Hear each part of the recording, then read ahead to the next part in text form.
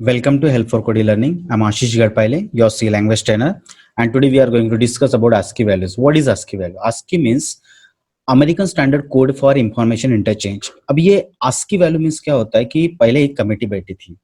Actually problem एक ऐसा था कि अगर मान लीजिए कि अगर इंडियन कंपनी अगर कोई सीपीयू का डिजाइन करती है और उसके लिए जो हमारे पास कैरेक्टर्स होते हैं इंटरनली डेसिमल नंबर के फॉर्मेट में उसकी कुछ वैल्यू स्टोर रहती है और वही वैल्यूज को फिर वो डेसिमल से बाइनरी में कन्वर्ट करता है।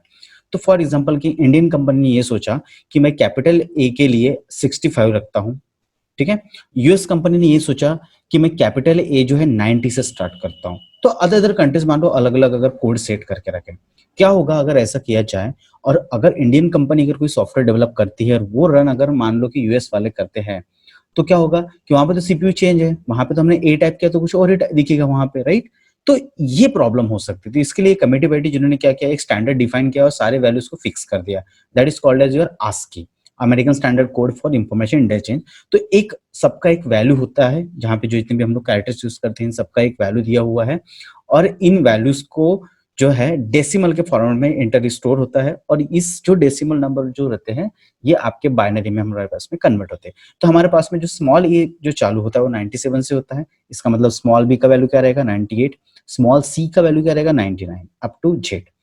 कैपिटल ए जो अपना स्टार्ट होता है, कैपिटल ए स्टार्ट होता है 65 से, कैपिटल बी स्टार्ट होता है 66 से, कैपिटल सी स्टार्ट किससे होगा फिर 67 अप टू जेड। देन हमारे पास में जो 0 to 9 जो डिजिट्स है, तो 0 स्टार्ट होता है 48 से, 1 स्टार्ट होता है 49 से और 2 स्टार्ट कितने से होगा फिर 50 से, इस तरीके से 9।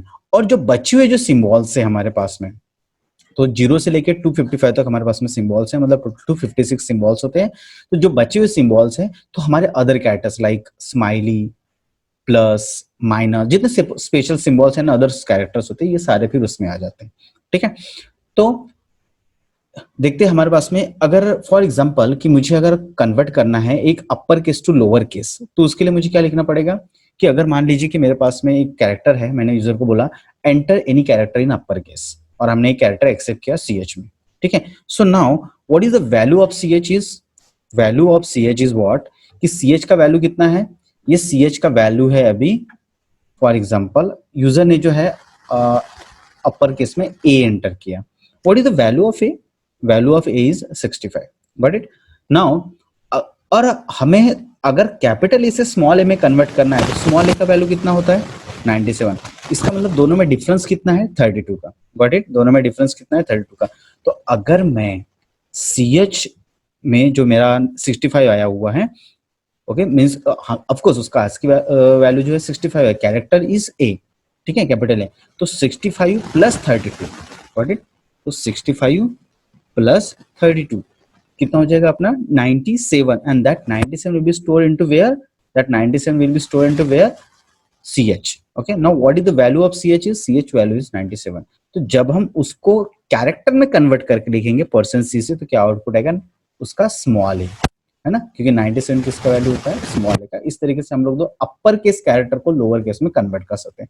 अच्छा क्या होगा कि अगर मुझे लोअर केस से अपर केस में कन्वर्ट करना है तो लोअर केस से अपर केस में कन्वर्ट करने के लिए मुझे क्या करना पड़ेगा, इसको आप माइनस कर दीजिए, बट इट मीन्स अगर मान लीजिए कि मेरे पास में 97 है, इसको माइनस अगर 32 करेंगे तो क्या मिलेगा मुझे 65, मीन्स कैपिटल लेटर और स्मॉल लेटर का ASCII वैल्यू है हमारे पास में, तो आप उसको माइनस कर दीजिए 32 में, क्योंकि 32 का डिफरेंस। तो इस तरीके से आप कोई भी कैरेक्टर का स्मॉल से कैपिटल, कैपिटल से स्मॉल में आप कन्वर्ट कर सकते हैं। नेक्स्ट टॉपिक डिस्कस करते हैं हम लोग। तो नेक्स्ट टॉपिक है हमारे पास में इंक्रीमेंट डिक्रीमेंट ऑपरेटर। अब ये इंक्रीमेंट डिक्रीमेंट ऑपरेटर जो है हमारे पास में, इसको हम लोग क्या बोलते हैं यूनियरी ऑपरेटर, मींस इसमें हम लोग एक ही ऑपरेंड यूज करते हैं। इसमें प्लस प्लस और माइनस माइनस हमारे पास में दो ऑपरेटर्स होते हैं। Plus plus means increment operator, minus minus means decrement operator, okay. Plus plus means एक से वैल्यू इंक्रीमेंट करना, माइनस माइनस मींस एक से वैल्यू डिक्रीमेंट करना। आप दो से भी वैल्यू डिक्रीमेंट कर सकते हैं अकॉर्डिंग टू सिचुएशन, ओके। तो जो हमारे पास में इंक्रीमेंट डिक्रीमेंट ऑपरेटर होते हैं ये दो पार्ट में डिवाइड रहते हैं। एक होता है, अगर मैं फॉर एग्जांपल अगर मैं इंक्रीमेंट की बात करता हूँ तो एक हमारे पास में होता है पोस्ट इंक्रीमेंट, एक होता है प्री इंक्रीमेंट, गॉट इट। एक होता है हमारे पास में पोस्ट इंक्रीमेंट, एक होता है प्री इंक्रीमेंट। तो जो पोस्ट इंक्रीमेंट होता है उसको आपको पढ़ना है लेटर इंक्रीमेंट। जो प्री इंक्रीमेंट वैल्यू जो होती है, प्री इंक्रीमेंट को हमको रीड करना है now increment, okay, so now हम लोग एक एग्जांपल देखते हैं। तो आप जो है जो डिक्रीमेंट ऑपरेटर जो है प्री इंक्रीमेंट और पोस्ट इंक्रीमेंट, उसको भी आप कंसिडर कर सकते हैं। नाउ पोस्ट इंक्रीमेंट और प्री इंक्रीमेंट मींस आपको पोस्ट इंक्रीमेंट को क्या कंसिडर करना है, it is later increment. Later increment means what, कि वैल्यू अभी जो है ओल्ड वैल्यू प्रिंट करेगा, ये कब इंक्रीमेंट करेगा, जब same variable next time operate हो रहा है। गॉट इट, जब same variable next time operate हो रहा है तो ये प्रिंट करेगा उसका वैल्यू और उस समय जाके अपडेट करेगा। नाउ इंक्रीमेंट वाज अब भी इंक्रीमेंट, आपने अब भी ऑपरेटर देखा नाउ इंक्रीमेंट का, तो now increment, now assignment, now printing and everything is do now. Okay, तो हमारे पास में एक प्रोग्राम है। इस प्रोग्राम में देखिए कि फॉर एग्जांपल मेरे पास में इस इंट a इक्वल टू 10 है। Now what is the value of a is 10। अगर मैंने a प्लस प्लस लिखा मतलब क्या है, ये पोस्ट इंक्रीमेंट है। What is the value of a plus plus. Okay, तो अभी ये मेरे पास में पोस्ट इंक्रीमेंट है, तो वैल्यू ऑफ a क्या है 10, तो मेरा आउटपुट में क्या आएगा 10। व्हाट इट, देन मेरे पास में %d में मैंने a को प्रिंट किया, ठीक है, मैंने %d में क्या प्रिंट किया है a को। अभी a का वैल्यू क्या आएगा 11, क्योंकि इसका एक इंक्रीमेंट बचा हुआ था, ये पोस्ट इंक्रीमेंट था मतलब लेटर इंक्रीमेंट था, इसका एक इंक्रीमेंट बचा हुआ था, तो ये इंक्रीमेंट इसने यहाँ पे किया है 11। अब मैंने प्लस प्लस a किया, इसका मतलब क्या था नाउ इंक्रीमेंट, मतलब जो वैल्यू था अभी इंक्रीमेंट करेगा अभी असाइनमेंट करेगा। तो पहले वैल्यू क्या था इसका 11, अभी इंक्रीमेंट किया है इसने, अभी असाइनमेंट किया, तो now what is the output 12। Okay, then a को प्रिंट करेंगे, इसमें कुछ ऑपरेशन बचा है क्या, पेंडिंग ऑपरेशन कुछ भी नहीं बचा है, तो what is the value of a value is 12। Now a plus plus means post increment, later increment मतलब बाद में इंक्रीमेंट। तो a को अगर हम लोग प्रिंट करते तो क्या वैल्यू प्रिंट होगा 12, क्योंकि ओल्ड वैल्यू प्रिंट होगा कब इंक्रीमेंट, तो बाद में इंक्रीमेंट। नाउ अगर मैंने प्लस प्लस a किया तो इसका वैल्यू क्या हो जाएगा 14। कैसे, इसका एक इंक्रीमेंटल ऑपरेशन बचा हुआ था, ये इंक्रीमेंटल करके क्या करेगा, a का इंक्रीमेंट करेगा, वैल्यू होगा 13, और फिर प्लस प्लस तो उसका वैल्यू क्या हो गया 14, और फिर हमने क्या किया 14 को प्रिंट किया।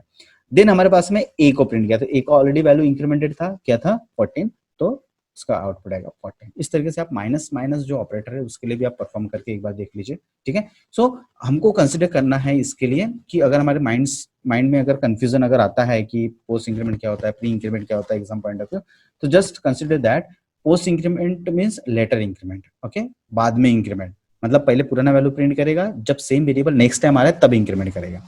और प्री इंक्रीमेंट मतलब क्या होता है, नाउ इंक्रीमेंट, अब भी इंक्रीमेंट करना है। ओके, सेम डिक्रीमेंट के साथ में भी। नाउ हम लोग डिस्कस करते हैं input output operations in C. Input output operations में हमारे पास में दो टाइप के इनपुट आउटपुट ऑपरेशंस होते हैं, एक होता है फॉर्मेटेड इनपुट आउटपुट होता है, दूसरा होता है हमारे पास में अनफॉर्मेटेड इनपुट आउटपुट स्टेटमेंट होता है। तो ये फॉर्मेटेड और अनफॉर्मेटेड स्टेटमेंट्स क्या होता है देखते हैं। तो फॉर्मेटेड में क्या आता है प्रिंटफ और स्कैनफ, अनफॉर्मेटेड में आता है गेट कैर, putchar, gets, put S.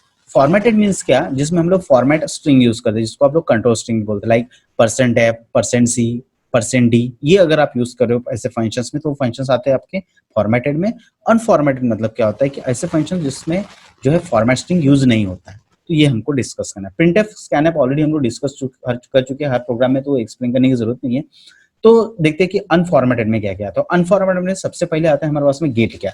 Gate कैर का काम क्या होता है, एक सिंगल कैरेक्टर एक्सेप्ट करना। Okay, what is the syntax, syntax is आपको क्या करना है, एक गेट कैरेक्टर लिखना है, गेट कैर, गेट कैर का वैल्यू आपको असाइन करना है एक वेरिएबल में सी में, तो ये क्या करेगा एक सिंगल कैरेक्टर एक्सेप्ट करेगा, ठीक है। इस सबके लिए जो हेडर फाइल से आपकी stdio.h है, स्टैंडर्ड इनपुट आउटपुट .h। अब जो कैरेक्टर आपके पास में आया है, एक सिंगल कैरेक्टर हमारे पास में है, उस कैरेक्टर को मुझे प्रिंट करना है, एक सिंगल कैरेक्टर जो मैंने एक्सेप्ट किया था, तो उसके लिए हमारे पास में पुट कैर मींस जो कैरेक्टर हमने एक्सेप्ट किया उसको अगर मुझे प्रिंट करना है without using formation like %d, %f, तो आपको क्या यूज करना है पुट कैर। तो पुट कैर में क्या करेगा, सी को क्या कर देगा प्रिंट करेगा। तो पुट कैर लिखना है और आपको पैरेंथेसिस में पास करना है सी, तो क्या हो जाएगा ये प्रिंट कर देगा उस कैरेक्टर को। देन है हम लोग अगर प्रोग्रामिंग पॉइंट ऑफ व्यू अगर पढ़े तो देख लो, एक सिंपल सा प्रोग्राम है, एक कैरेक्टर टाइप का एक वेरिएबल डिक्लेयर किया हमने, यूजर को बोला एंटर एनी कैरेक्टर, और उस कैरेक्टर में हमने एक गेट कैर से क्या किया, एक कैरेक्टर एक्सेप्ट किया और कैरेक्टर को प्रिंट करे, कैरेक्टर इज, और पुट कैर से क्या कर दिया हमने उसको सी को प्रिंट कर दिया। देन हमारे पास में reading writing operations with string, ठीक है। तो अगर मैं स्ट्रिंग के साथ में रीडिंग राइटिंग ऑपरेशन परफॉर्म करना चाहता हूँ तो मेरे पास में दो अनफॉर्मेटेड फंक्शंस है, that is get S and put S. Yes से आप समझ में आ गया होगा, एस मींस आपका स्ट्रिंग, तो गेटेस से क्या कर सकते हैं, पूरी एक जो लाइन रहता है सीक्वेंस ऑफ कैरेक्टर्स, पर्टिकुलर एक लाइन, पूरा का पूरा लाइन हम एक्सेप्ट कर सकते हैं गेटेस से। ठीक है, तो इसका सिंटैक्स क्या है आपका, इसका सिंटैक्स है आपको क्या लिखना है, एक गेटेस लिखना है। गेटेस में अगर आपने ब्रैकेट के अंदर नेम पास कर दिया तो ये क्या करेगा, पर्टिकुलर एक लाइन में जितने कैरेक्टर्स है वो सारे कैरेक्टर एक्सेप्ट करेगा, as a single line consider करेगा और वो इस एरे में रख देगा, including spaces also, white spaces जो रहते हैं उसको भी इंक्लूड करके रख देगा। ठीक है, देन जो मैंने गेटेस से जो वैल्यू लिया हुआ है, जो मैंने स्ट्रिंग एक्सेप्ट किया हुआ है, वो स्ट्रिंग को मुझे अगर प्रिंट करना है तो उसके लिए हमारे पास में फंक्शन है पुटेस। तो पुटेस का यूज करके आप क्या कर सकते हो, उस लाइन को आप क्या कर सकते हो, प्रिंट कर सकते हो। ओके, तो एक सिंपल सा एक ऑपरेशन देखते हैं। अगर मुझे अगर कोई स्ट्रिंग अगर बनानी है तो एक स्ट्रिंग नाम का मैंने क्या किया, एक एरे बनाया है जिसको 50 का कैरेक्टर टाइप का एक एरे बनाया है, तो इसमें 50 कैरेक्टर स्टोर कर सकता है। ठीक है, हमने 50 कैरेक्टर का मान लीजिए एक लाइन लिखा, जो भी enter an string like help for code e learning हमने लिखा, वो क्या करेगा, help for code e learning string variable में असाइन हो जाएगा। गेटेस क्या करेगा, उसको रीड करेगा और पूरा का पूरा स्ट्रिंग किस में राइट करेगा, स्ट्रिंग वेरिएबल में राइट करेगा। फिर हम उसको प्रिंट करें, प्रिंट टाइप में कैरेक्टर स्ट्रिंग इज, और पुटेस से हम लोग स्ट्रिंग को प्रिंट करें। तो इस तरीके से आप स्ट्रिंग के साथ में भी रीडिंग राइटिंग ऑपरेशन जो है आप परफॉर्म कर सकते हैं।